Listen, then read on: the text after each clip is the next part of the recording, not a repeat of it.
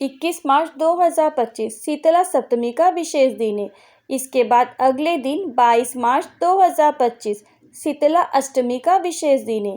शीतला सप्तमी और शीतला अष्टमी को बासेड़ा या फिर बासोड़ा के नाम से भी जानते हैं।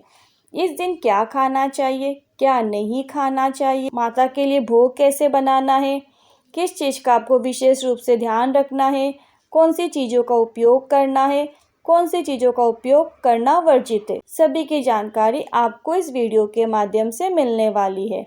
सबसे पहले आपको बता दें, शीतला सप्तमी के एक दिन पहले यानी कि 20 मार्च को आपको मीठा चावल, फीका चावल, मीठी पकौड़ी, फीकी पकौड़ी, दाल की रोटी, दाल की पूड़ी, गेहूं के आटे की रोटी, चावल की रोटी, सब्जी, बाजरे की रोटी, जो आप बनाना चाहे बना सकते हैं। कूलर में मोटा बाजरा भिगो दें। अभी आपने जो भी चीज़ें बनाई है उन्हें आपको पूजा से पहले नहीं खाना है, इस बात का आप ध्यान रखें। माता जी के लिए पूजा के लिए ऐसी रोटी बनाना है जिसमें लाल रंग के सिकाई के निशान बिल्कुल भी ना रहें, इस बात का आपको विशेष रूप से ध्यान रखना है। इसी दिन यानी सप्तमी के दिन एक दिन पहले छठ को रात को आपको सारा भोजन बनाकर रसोई घर की साफ सफाई करके पूजा करनी चाहिए। रोली, मोली, पुष्प, वस्त्र आदि आप उन्हें अर्पित कर सकते हैं। चूल्हा की पूजा करने के बाद चूल्हा नहीं जलाया जाता। अब कौन सी विशेष बातों का ध्यान रखना है वो भी जान लेते हैं। शीतला सप्तमी के एक दिन पहले 9 कंवारे, जिसे 9 कुंडारे भी कहते हैं, वो आपको मंगा लेना है और एक कूलर और एक दीपक कुम्हार के यहाँ से आपको मंगवा लेना है। ये सारी चीज़ें आपको कुम्हार के यहाँ पर आसानी से मिल जाएगी। इसके साथ ही बासेड़े वाले दिन सुबह जल्दी उठकर ठंडे पानी से स्नान करना है। इस दिन आपको गर्म चीज़ों का उपयोग बिल्कुल भी नहीं करना है, गर्म चीज़ें वर्जित है। अब आपको कुंडारे को भर लेना है। जो 9 कुंडारे हैं उसमें आपको थोड़े से मीठे चावल, थोड़े से फीके चावल, थोड़ी सी मीठी पकौड़ी और थोड़े से फीकी पकौड़ी, ये सब डाल के उस कुंडारे में कच्चे सूत से थोड़ा लपेट देना है। इसी तरह से आपको 9 कुंडारे को भर लेना है। अब आपको एक थाली लेना है और उस थाली में आपको रोली, चावल, मेहंदी, काजल, हल्दी, कच्चा सूत यानी कि जो सफ़ेद कलर का होता है वो आपको लेना है, बाजरा और एक कलश जल आपको लेना है। बस इतना ही करना है। जो आपने बाजरा पिसा हुआ लिया है उसमें थोड़ा सा घी और थोड़ा सा जल डाल के मोयन जैसा बना ले। यह आप ध्यान रखें। आप एक दीपक तैयार करें। उस दीपक को आपको प्रज्वलित नहीं करना है, एक छोटा सा दीपक बना ले। दीपक में रुई और बत्ती घी की डुबोकर लगा दे। ये दीपक बिना जलाए ही आपको माता की आरती करनी है। ये दीपक आपको माता को अर्पित करना है, दीपक को प्रज्वलित नहीं करना है, इस बात का विशेष रूप से ध्यान रखें ताकि माता क्रोधित ना हो, क्योंकि माता को हर चीज़ ठंडी चढ़ती है। शीतला माता ठंडी माता होती है, इसीलिए उन्हें कुछ भी गर्म चीज़ें नहीं चढ़ती।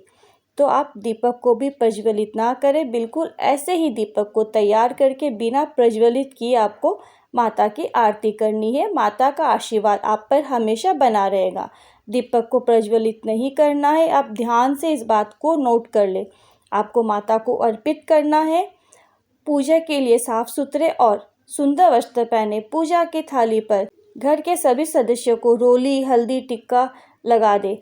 आपके घर में शीतला माता है तो आप उस शीतला माता की पूजा करें। सबसे पहले आप जल चढ़ाए, बाजरा चढ़ाए, जो भी आपने थाली में वस्तुएं तैयार की है, पूजन की सामग्री, रोली, चावल, सारी चीज़ें आप माता को चढ़ा दें।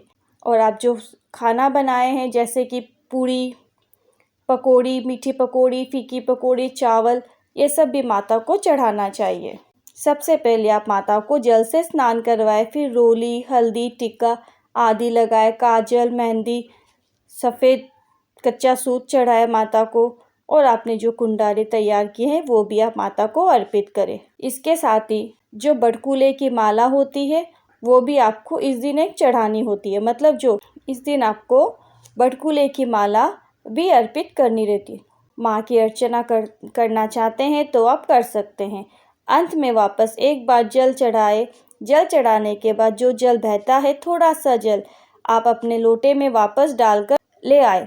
जल पवित्र होता है, उसे आप अपने घर के सभी सदस्यों की आँखों के ऊपर लगाएं, पलकों के ऊपर लगाएं और खुद की आँखों के ऊपर भी लगाएं और थोड़ा सा जल आप अपने घर पर छिड़काव करें। वॉशरूम में नहीं करना है, इस बात का विशेष रूप से ध्यान रखें। जो आपके घर में जगह है, सब जगह आप छिड़काव करें, इससे घर की शुद्धि होती है, घर में पॉजिटिविटी देखने को मिलती है।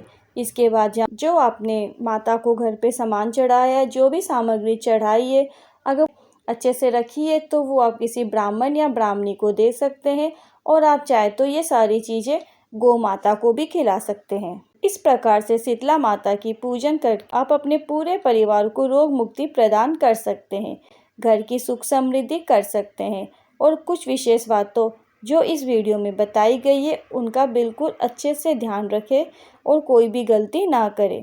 शीतला माता पर हमेशा आप पर कृपा बनी रहे, सब पर बनी रहे। वीडियो उपयोगी लगा हो तो कमेंट में शीतला माता की जय का नारा ज़रूर लगाएं।